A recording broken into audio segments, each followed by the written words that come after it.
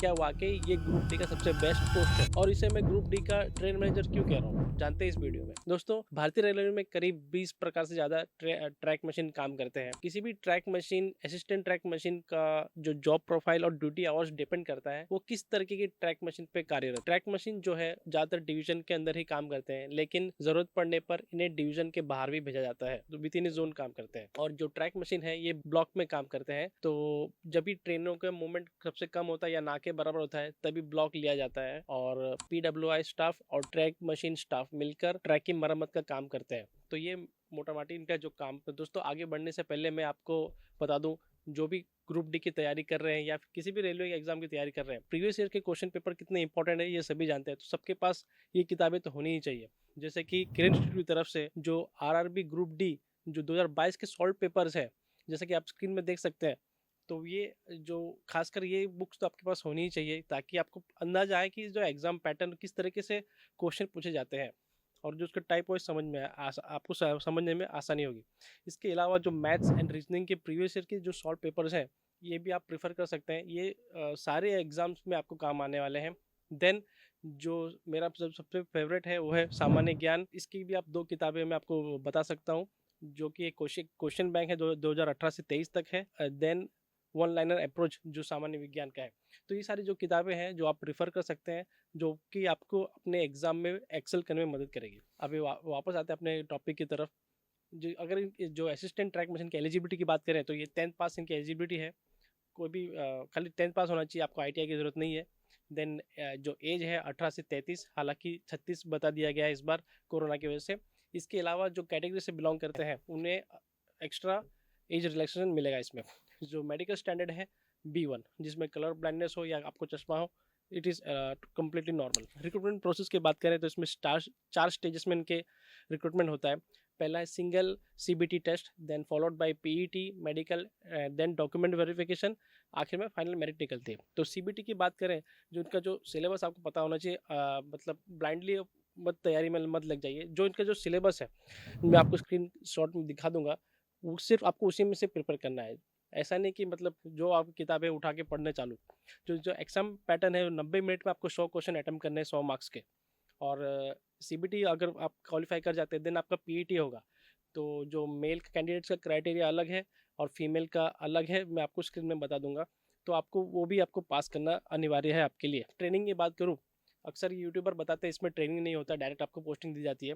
लेकिन एज पर Indian railway track machine manual chapter 9 point number 903 sub point 4, इसमें बताया गया है असिस्टेंट ट्रैक मेंटेनर जो डायरेक्ट रिक्रूट होते हैं इन्हें 2 हफ्ते की ट्रेनिंग दी जाए। फील्ड ट्रेनिंग के साथ साथ इनको वीडियो के माध्यम से बताया जाए कि ट्रैक मशीन किस तरह काम करते हैं और क्या सेफ्टी बरतनी चाहिए जब ब्लॉक करते हैं। तो प्रावधान है 2 हफ्ते की ट्रेनिंग के प्रावधान है। जब भी आपकी पोस्टिंग होगी तो आपके JEE को बताइएगा कि हमें 2 हफ्ते की ट्रेनिंग दी जाए अच्छे से, तभी हम प्रॉपर ड्यूटी करेंगे। दोस्तों, इसके अलावा एक इंपॉर्टेंट अनाउंसमेंट, लिंक में आप डिस्क्रिप्शन में देख सकते हैं, आप ज्वाइन कर सकते हैं हमारा चैनल एज ए मेंबर, ताकि आपको मैं कोई भी डाउट हो आपको आप कमेंट्स में पूछिए, मैं उसका जल्द से जल्द और रिप्लाई करने की मैं कोशिश करूँगा। कोशिश का मतलब डेफिनेटली मैं रिप्लाई करूंगा। चलिए आगे बढ़ते हैं। इनके यूनिफॉर्म के बारे में बात करें तो इनका ग्रे कलर का यूनिफॉर्म होता है, जिनको ईयरली अलाउंस मिलता है 6,250 रुपये। पोस्टिंग की बात करें, जो सबके सबके मन में डाउट रहता है, पोस्टिंग इनकी जो है हो सकती है एज ए डिविजनल और जोनल। जैसे कि मैंने पहले बताया कि ट्रैक मशीन किस टाइप की ट्रैक मशीन काम कर रही है उस पर डिपेंड करता है कि इनकी पोस्टिंग कहाँ पे होगी, इनका वर्क प्रोफाइल भी क्या होगा, उस पर काफ़ी डिपेंड करता है। चलिए जानते हैं इनकी पोस्टिंग लोकेशन के बारे में डिटेल में। एक तो 2 जगह इनकी पोस्टिंग हो सकती है, एक तो मशीन में, दूसरा मशीन का वर्कशॉप। जी, मशीन का भी वर्कशॉप आता है। और वो मशीन के वर्कशॉप के बारे में बात करें, छोटे से लेके बड़े बड़े वर्कशॉप होते हैं, ठीक है। अगर मैं वर्कशॉप के बारे में बताऊं, एक तो आता है workshop CPOH, centralised periodical overhauling workshop. ये पूरे इंडियन रेलवेज में बड़े बड़े वर्कशॉप है जो खाली मशीन मेंटेनेंस में जाती, इसमें मशीन मेंटेनेंस के लिए जाती है। और इसमें ऑफिसर सर्टिफाइड करते हैं कि ये काम करने के लिए कार्यरत है कि नहीं। और थ्रू आउट आपको इनके जो ओवरहॉलिंग चलता है, इनका मेंटेनेंस, उसमें आपको एक्कम्पनी करना, आपको साथ में रहना पड़ता है इस मशीन के। उसके बाद आता है जोनल लेवल पे ZMD, जोनल मशीन डिपो। इसमें हर साल आपका जो मशीन है वो इसमें मेंटेनेंस के लिए जाता है। देन इसके बाद आता है डिवीजन लेवल पे जो है सैटेलाइट डिपो। सैटेलाइट डिपो है जो डिवीजन लेवल पे आता है। जब भी काम करने के दौरान या कभी भी जब कोई ज़रूरत पड़ती है इसको मेंटेनेंस की, तो आप यहाँ पे अपनी मशीन लेके मेंटेनेंस करा सकते हैं, मतलब यहाँ पे मेंटेनेंस होती है मशीन की। तो इस सारी जगह पे असिस्टेंट की ज़रूरत पड़ती है, जेई की ज़रूरत पड़ती है, तो वर्कशॉप में भी इनकी पोस्टिंग हो सकती है। ये तो हो गया वर्कशॉप के बारे में। अब दूसरा जो पोस्टिंग होती है वो मशीन पे। तो मशीन की जैसा कि मैं पहले में बताया मैंने, वो डिपेंड करता है कि किस टाइप की मशीन पे आपकी पोस्टिंग हुई है। तो अगर अगर कोई कॉमन मशीन है तो वो डिवीज़न में रहेगा, जैसे कि डियोमैटिक, यूनिमैट। अगर जो कोई रेयर टाइप की मशीन है तो उसमें आपको फिर एक डिवीज़न से दूसरे डिवीज़न में भी जाना पड़ सकता है। और एक जो खास मशीन आती है, जो डायनेमिक टैंपिंग एक्सप्रेस, क्या आपको पता है ये मशीन 27 करोड़ की आती है। तो ये इस मशीन की खास बात ये है कि इस मशीन के काम करने के बाद दूसरे स्टेबलाइजर मशीन्स की ज़रूरत नहीं पड़ती है और इसका आउटपुट अच्छा आता है। तो इससे क्या ऑपरेशनल कॉस्ट कम होता है। अब बात करते हैं इनकी सैलरी के बारे में, कि जो सैलरी है इसका जो मेन हाईलाइट है इस जॉब प्रोफाइल में, इसलिए मैं कहता हूँ कि ग्रुप डी का ट्रेन मैनेजर है वो, इसलिए पे कमीशन आ जाने के बाद जो इनकी जो सैलरी रहेगी वो इजीली 50 से 60 हज़ार रुपया हो जाएगी। क्यों? क्योंकि इनका जो डेली टीए बनता है, ठीक है।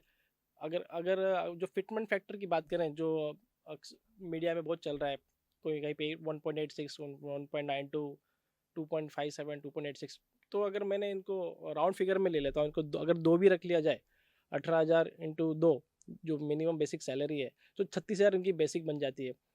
और इनका जो डेली टीए बनता है 625, तो अगर 12,500 करीब बन जाता है, तो ऐसा फिर HRA देन टीए सब ऐड कर करके इजीली 50,000 के ऊपर सैलरी बन जाती है, ठीक है। तो और अगर HRA इनका एक्स क्लास में पोस्टिंग अगर मिलता है इन्हें, तो इजीली 55,000 तक सैलरी इजीली पहुंच ही जाएगी। ये तो मैं स्टार्टिंग सैलरी बता रहा हूँ। जैसे जैसे आपका इंक्रीमेंट लगेगा, डीए बढ़ेगा, तो फिर तो 50,000 सैलरी, जो 50-60,000 सैलरी बता रहा हूँ, ये आज जो सीनियर क्लर्क JEE है इन्हें भी इतनी सैलरी नहीं मिलती है। अभी ड्यूटी आवर्स की बात करते हैं। ड्यूटी आवर्स इनके देखिए 8 घंटे की होती है, लेकिन एक्चुअल वर्क जो होता है इनका 6 घंटे के आसपास ही रहता है। जो इनका जो रोस्टर बना है वो एक डायनामिक रोस्टर है, जहाँ पे ट्रैफिक कैसा है, वहाँ पे वर्क ब्लॉक को मार्जिन किस तरीके से मिलता है, रोस्टर वहाँ पे ऐसा डिपेंड नहीं होता है। तो यहाँ पे दो तरह के इनके रोस्टर होते हैं। एक तो 3 वीकली रोस्टर होता है, जिसमें 21 दिन काम करते हैं, 7 दिन रेस्ट रहता है। और जो 21 दिन में ही इंक्लूडेड रहता है हेडक्वार्टर, मशीन से हेडक्वार्टर जाना और हेडक्वार्टर से मशीन आना, 21 दिन में ही इंक्लूड रहता है, और 7 दिन रेस्ट। देन एक जो है वीकली रेस्ट मिलता है, जहाँ पे 24 दिन काम करना रहता है, 4 दिन रेस्ट। तो इसकी कैसे पता चलता है कि हमें कहाँ पे 21/7 वाला रोस्टर लागू है, कहाँ पे 24/4 वाला रोस्टर लागू है? तो जहाँ पे भी बिजी सेक्शन रहता है, वहाँ पे ये वीकली रोस्टर को वहाँ पे लगाया गया है। तो आप देखेंगे अक्सर, जैसे कि मुंबई डिवीज़न में यहाँ पे मशीन अकेले काम करती है, इनके साथ कोई कैंपिंग कोच ऐसा अक्सर रहता नहीं है। और क्योंकि ये बिजी सेक्शन है, इसके अलावा जो थ्रू आउट इंडियन रेलवेज में ज़्यादातर जहाँ पे इतना बिजी सेक्शन नहीं है, वहाँ पे ये जो ट्राई वीकली है वो रोस्टर लागू है, 21 और 7 वाला। तो इस पे काफ़ी डिपेंड करता है कि वहाँ पे ट्रेन का मूवमेंट कैसा है। और एक इम्पोर्टेंट बात मैं आपको सबको बताते चलूँ, ज़रूरी नहीं इनकी जो ड्यूटी खाली दिन में ही लगेगी। ये ट्रेन के मार्जिन के हिसाब से मिलता है, जहाँ पे जब ट्रेन का मार्जिन मिलता है कि अब इस समय ट्रेन का मूवमेंट नहीं होता है, कि ट्रेन नहीं रहती है, उस समय इनका ब्लॉक मिलता है। तो वो चाहे दिन भी हो सकता है, शाम को भी हो सकता है, रात भी हो सकता है, अर्ली मॉर्निंग में भी हो सकता है, डिपेंड करता है ज्योग्राफी पे। तो ऐसा कोई फिक्स नहीं है कि खाली दिन में ही ड्यूटी होगी। अभी मुंबई डिवीज़न की बात करें, मुंबई सबअर्बन में, वहाँ पे तो नाइट में ही ब्लॉक मिलता है, चाहे वो SNT का ब्लॉक हो, पावर ब्लॉक हो, या फिर इंजीनियरिंग ब्लॉक हो, या फिर और भी कोई काम करना हो बड़े से बड़े, वो रात को ही होता है। और संडे भी अलग से ब्लॉक रहता है, जो कि दिन में होता है। तो इस तरीके से कुछ वर्किंग होता है रेलवे का। अभी जॉब प्रोफाइल के बारे में आपको मैं बात बताऊँ, तो इनका जो जॉब प्रोफाइल होता है वो है असिस्ट करना जेई और टेक्नीशियन। लेकिन सिर्फ असिस्ट करना ही नहीं रहता है, इनका लिमिट उतना ही, वहाँ तक ही लिमिट नहीं है। जैसे जैसे आप काम करते जाओगे, आपका एक्सपीरियंस बढ़ता जाएगा, आपको टेक्नीशियन का काम ही करना पड़ता है, क्योंकि आगे जाके आप टेक्नीशियन बनने वाले हैं। तो इस तरीके से इनका जो है काम रहता है। अभी वर्क के बारे में बात करते हैं, कि जो ट्रैक मशीन है ब्लॉक में ही काम करती है, जो कि होता है 2 से 4 घंटे का ब्लॉक मिलता है। तो अभी ब्लॉक जब काम करेंगे तो इनके जो काम आपको मैंने 3 भाग में डिवाइड किए हुए हैं। तो pre block, then during block, then after block. जो प्री ब्लॉक, ये इनका जो मेन काम रहेगा कि सफाई का काम, ग्रीसिंग, ऑयल चेक करना, डीजल है तो डीजल डालना, जो भी कोई स्क्रू ढीला है इसका, जो भी कहीं पे नट बोल्ट ढीला को टाइट करना, ताकि वो वर्किंग कंडीशन में रहे। दूसरा ड्यूरिंग ब्लॉक, जब ब्लॉक एक बार चालू हो जाता है तो मशीन के साथ में रहना पड़ता है और अटेंटिव रहना पड़ता है, कि कहीं कोई अनयूजुअल नोटिस करे तो तुरंत जो मशीन के इंचार्ज है उनको बताना पड़ता है। और साथ में जो साइड में जो साइड ट्रैक का भी इन्हें ध्यान रखना पड़ता है, क्योंकि वहाँ से कोई तेज गाड़ी आ रही है, तो खुद का तो सेफ्टी रखना ही है, साथ में जो साथी काम कर रहे हैं उनका भी आपको सेफ्टी रखना है।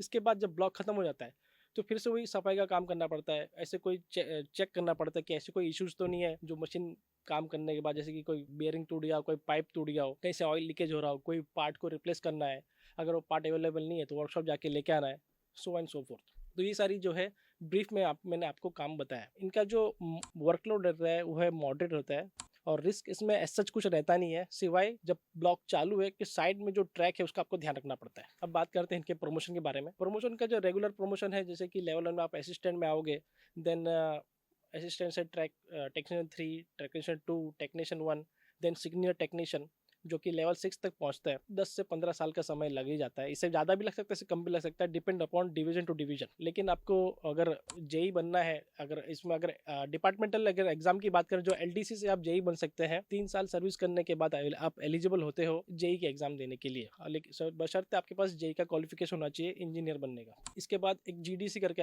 एग्जाम आता है, जिससे आप दूसरे डिपार्टमेंट भी आप जा सकते हो। लेकिन इसका कौन ये है कि ये बहुत रेयर होता है, जीडीसी बहुत रेयरली निकलता है, और इसका स्लो प्रोसेस होता है। निकलने के बाद फॉर्म कब आता है, एग्जाम कब लिया जाता है। और अगर आपको ऑफिसर बनने में दिलचस्पी है, जेई में 5 साल काम करने के बाद आप एलिजिबल हो जाते हो एईएन बनने के लिए, एडिशनल इंजीनियर डिवीजन में। फैसिलिटी की बात करते हैं अभी इन्हें क्या मिलता है, जैसे जिस तरीके से अन्य रेलवे एम्प्लॉयज को मिलता है, इन्हें भी वही सारी फैसिलिटीज मिलती है। ग्रुप डी में जो की बात कर रहा हूँ, पास एक थर्ड एसी का पास और 4 पीटीओ, देन टाइप 1 क्वार्टर के लिए आप एलिजिबल हो। एजुकेशन अलाउंस भी मिलता है आपको, और अन्य सारे कई अलाउंस मिलते हैं जो मैंने इसके लिए अलग वीडियो बना के रखा है, आप चाहे तो देख सकते हैं। और एक जो खास जो इनकी फैसिलिटी मिलती है वो camping coach, track machine staff camping coach मैंने एज ए फैसिलिटी कंसिडर किया है। इसमें ये जो है किसी 3 स्टार होटल से कम नहीं होता है। इसमें सारी सुख सुविधाएं फैसिलिटीज दी जाती है। अलग अलग कई तरह के कैंपिंग कोच होते हैं, किसी में ज़्यादा किसी में कम। तो मैं तो अच्छा लेके बात करूंगा। 6 bed, fridge, AC, TV, cooler, then RO, ये सारी सब फैसिलिटीज अवेलेबल रहती है। टीवी टेलीविजन भी रहता है, अलग से किचन बना रहता है, वहाँ पे कुक रहता है।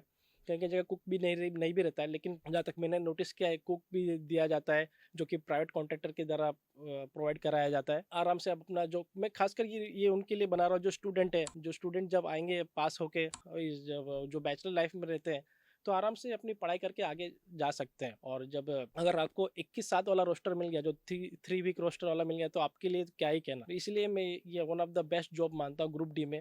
अगर 21/7 वाला रोस्टर मिल गया, 5-6 घंटा काम करने का, उसके बाद अपने कैंपिंग कोच में आप तैयारी कर सकते हो। 21 दिन काम करके आप 7 दिन आप घर पे भी, आप सबके जो घर के काम है और जो फर्दर तैयारी करने का आप इनफैक्ट कोचिंग भी, सब भी आराम से इजीली कर सकते हो, जो कि दूसरे ग्रुप डी जॉब में नामुमकिन है। और साथ ही आपको टीए भी मिलता है, सैलरी भी ज़्यादा, टाइम भी ज़्यादा, इससे ज़्यादा क्या चाहिए। और अगर आपको 24/4 वाला रोस्टर मिल गया, देन उसमें भी टीए है, उसमें भी वर्क नॉर्मली है, ऐसा कुछ ज़्यादा वो है नहीं। अब बात करते हैं क्या ये महिलाओं के लिए सूटेबल है। देखिए, ये महिलाओं के लिए सूटेबल इतना मैं नहीं मानता हूँ सूटेबल है करके। अगर आपकी किसी महिलाओं की यहाँ पे पोस्टिंग भी होती है as a assistant track machine, तो वहाँ पे उनको कैंपिंग कोच में, ट्रैक मशीन में नहीं देते हैं, इनको ऑफिस में वर्क दे देते हैं। कि कोई भी जेई, एसएससी या फिर कोई भी ऑफिसर ये रिस्क नहीं चाहेगा कि कल को कुछ ऐसा इवेंट हो जिससे रेलवे को 2 बात सुनना पड़े, है ना। अब बात करते हैं इनके प्रोज एंड कॉन्स के बारे में। इसका जो प्रोज के बारे में बात करूँ, जिनका जो एडवांटेज है वो है फास्ट प्रमोशन।